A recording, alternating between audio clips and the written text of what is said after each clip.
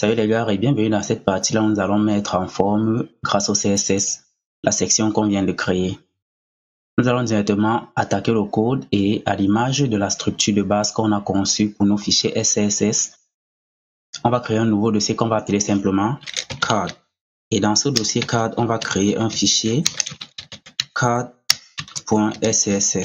et il ne faut pas oublier le underscore. C'est dans ce fichier qu'on va faire le CSS pour la mise en forme de la section qu'on vient de créer. Mais avant de se lancer à ce niveau, on va venir ici au niveau du banner, vu que c'est après le banner que nous sommes, et on va importer ce fichier composite. Dans composite, on a card et dans card, on a également card. On importe le fichier, on demande notre préprocesseur,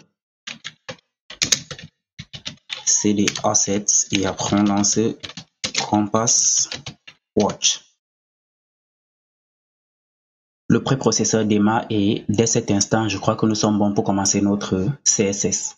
On va donc se rendre dans notre fichier card.scss et on va cibler le card. Et dans ce card, on va cibler le card wrapper. Au card wrapper, on va mettre une propriété displayFlex. Et le displayFlex, vous commencez à vous habituer. C'est pour aligner les éléments les uns à la suite des autres. On va revenir dans notre navigateur et est-ce que ça a un effet? On actualise et vous voyez que désormais, on a nos trois blocs qui sont alignés les uns à la suite des autres. Après avoir aligné ces blocs en displayFlex, on va cibler chaque article en particulier et on va dire ici qu'on prend les articles. Ces articles, on va leur donner une marge à droite, margin right de 1 rem. On va leur donner un padding combiné, donc on donnera un padding en haut de 0, à droite de 1 rem, en dessous de 0 et à gauche de 1,5 rem. On va également leur donner une bordure, donc on va mettre un border et la valeur sera 1 pixel solide transparent.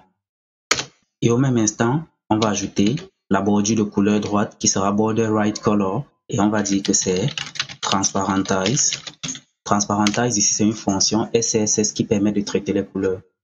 Donc on va dire que la couleur qu'on va donner au border right color sera transparentize et la couleur en question c'est de la second color qu'on veut rendre transparente à 45%.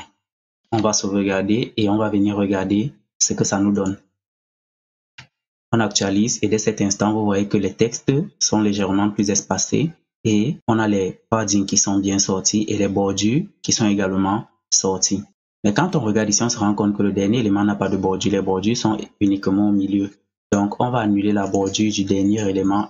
Et pour faire ça, on va utiliser une pseudo-classe qu'on appelle lastChild pour dire le dernier enfant.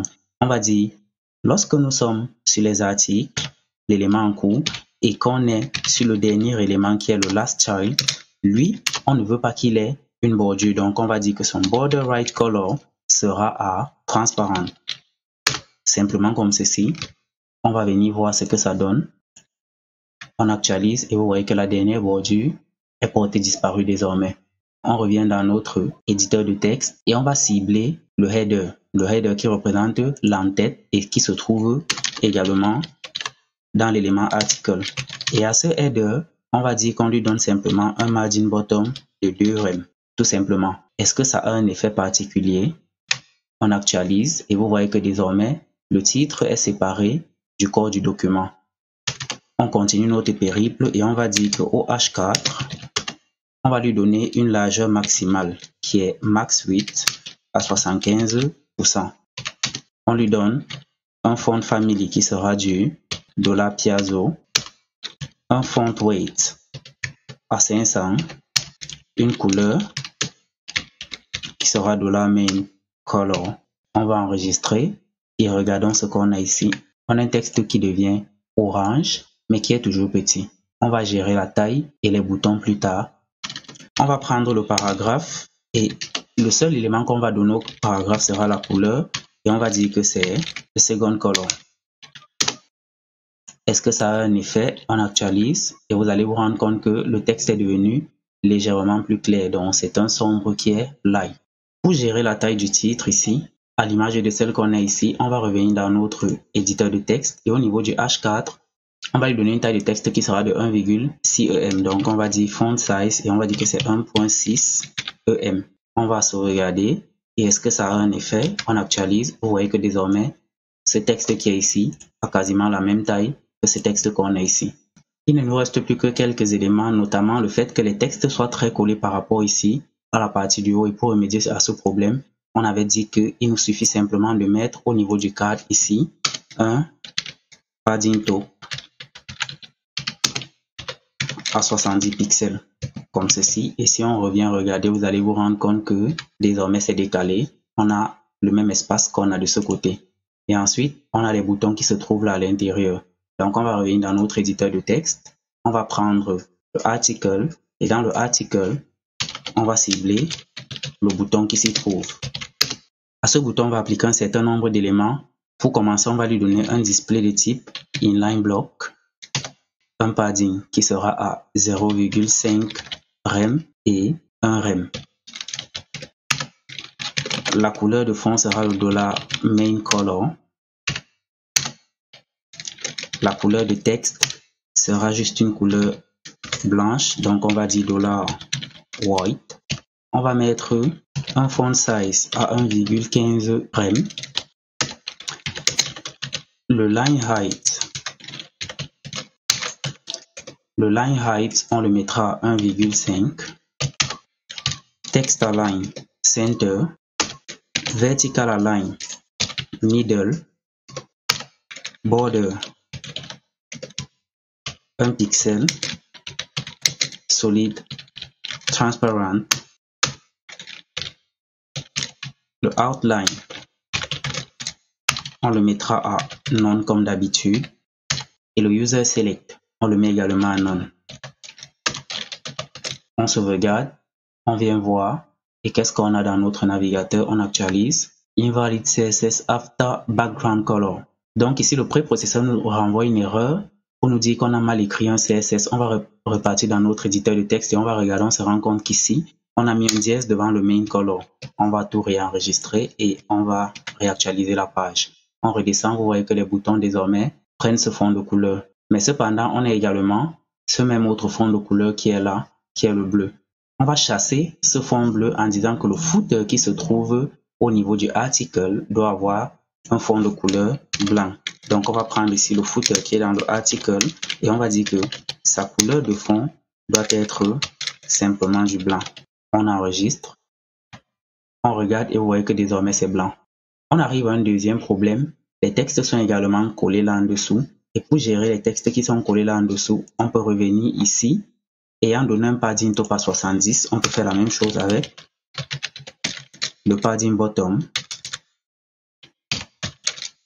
Avec le padding bottom et on donne également 70 pixels.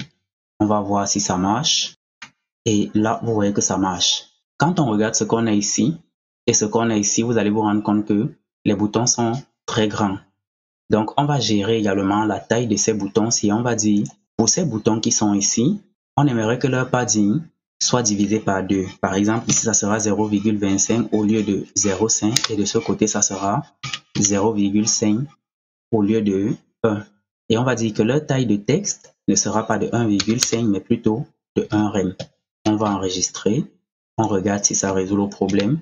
Vous voyez que les boutons sont devenus nettement mieux, nettement plus petits.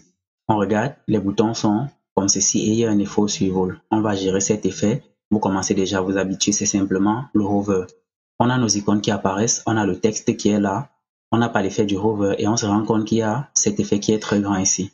Pourquoi on a cet effet qui est très grand ici?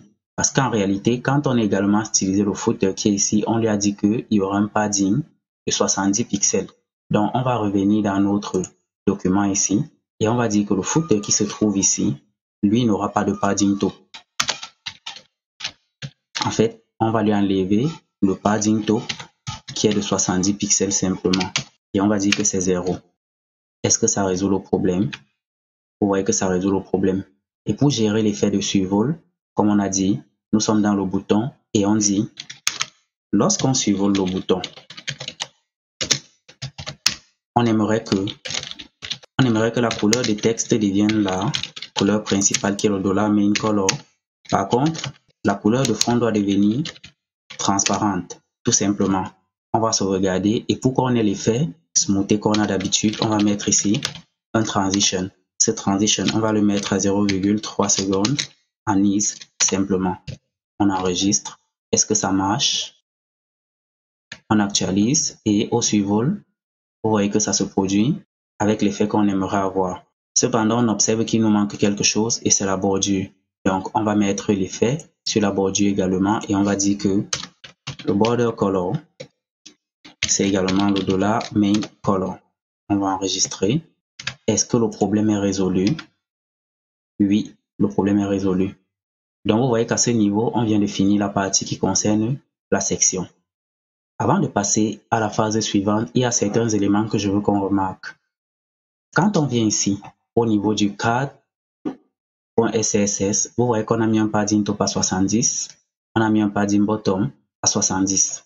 Vous voyez qu'ici, on a mis un élément sur les boutons, mais quand on va revenir regarder le footer qui est ici, dans le footer, on a également mis un padding top à 70. Donc, on commence à se répéter et ce n'est pas une bonne chose. Il faut essayer de limiter ce genre de truc. Quand on va revenir regarder au niveau du banner, dans le banner ici, on avait mis un bouton et dans ce bouton, vous allez vous rendre compte qu'on a mis beaucoup de choses qui sont identiques à ce bouton qu'on a également par ici. Donc, dans la prochaine partie, on va essayer de purifier notre code, de le réarranger et d'ajouter certains éléments qu'on n'a pas encore mis jusqu'à présent parce que actuellement, on se concentrait sur le rendu, mais il y a les éléments de fond qu'on doit également gérer et il ne faudrait pas qu'on laisse ces éléments s'accumuler. Il faudrait qu'on résolve les problèmes progressivement de telle sorte que quand on évolue, quand on a les problèmes soient légers. Il ne faudrait pas qu'on laisse les problèmes et qu'après quand on revient pour les résoudre, on s'y perd parce que les problèmes sont devenus très lourds. Donc, quand on va regarder par exemple notre page ici, pour ceux qui observent, ils vont me dire, quand je regarde ces deux pages, ce n'est pas la même chose. Pourquoi? Parce que le texte qui est ici est clair, mais vous allez remarquer que le texte qui est ici a une légère lueur. Il en est le même pour le titre qui est là. Le titre qui est ici a une légère lueur par rapport au titre qui est ici. Donc, dans la prochaine partie, on va corriger ces petits éléments de fond avant de mettre la prochaine section qui est la section de mentor qui se trouve ici. Je vous donne donc rendez-vous dans la prochaine partie. Ciao les amis.